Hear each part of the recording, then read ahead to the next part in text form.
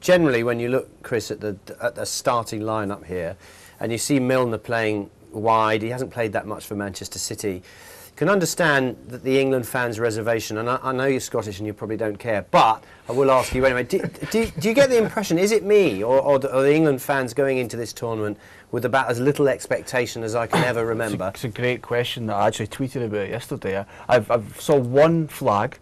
I saw one guy with a cap on. Apart from that, it's been very muted, very mature. Is anyone going? If there's anyone out there who's actually going to Ukraine, can you get in touch with us and tell you? Because I've not met anyone who's actually going to go. Whereas thousands of Irish are going to Poland. I mean, for me, I just think the England fans at the moment, and I think it's great that the expectation at the moment are, we sort of wait and see what happens. Because normally it's we're going to the tournament and we're going to win it because we're England, we're this and the other. And it's really refreshing to see at the moment we have a bit of a reality check and we're thinking, I tell you what, we may not be the team that's going to set it alight, and that may just actually put us. We may not get out of the group, Luther. But that for me is very negative. Well, it's Greece, is it? Very negative. We're digging Greece. Well, again, I've mentioned it to people before. I said nobody thought Greece would have done what they did when they won it. England are in a similar sort of position now. Nobody's expecting a great deal from them, and here we go, 1-0.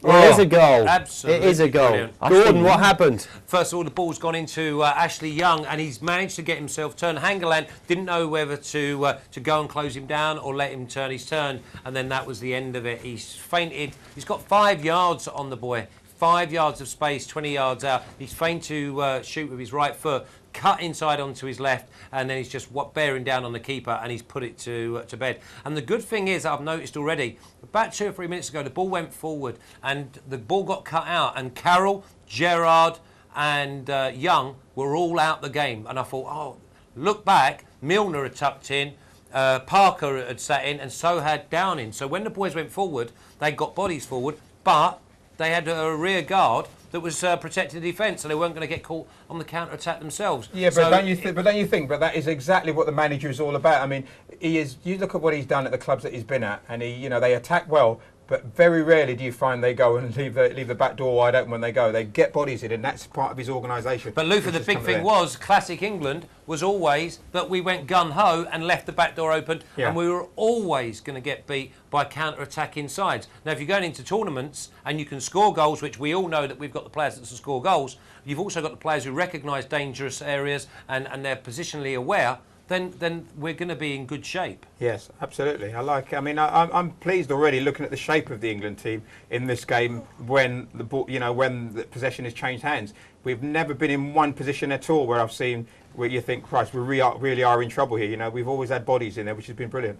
Yeah, another good cross from Andy Carroll. It looks like England are actually beginning to find their shape very, very early on. And I have to ask you, Luther, just looking at that goal again on replay, I mean, talk about a solo effort. He turned Hangeland as if he wasn't there, didn't he? It was but we know he's got the ability to do that. And, his season wasn't great because it was interrupted by injury. And, that really took a shine off the way he'd started the season, because I thought he started the season very well for Manchester United.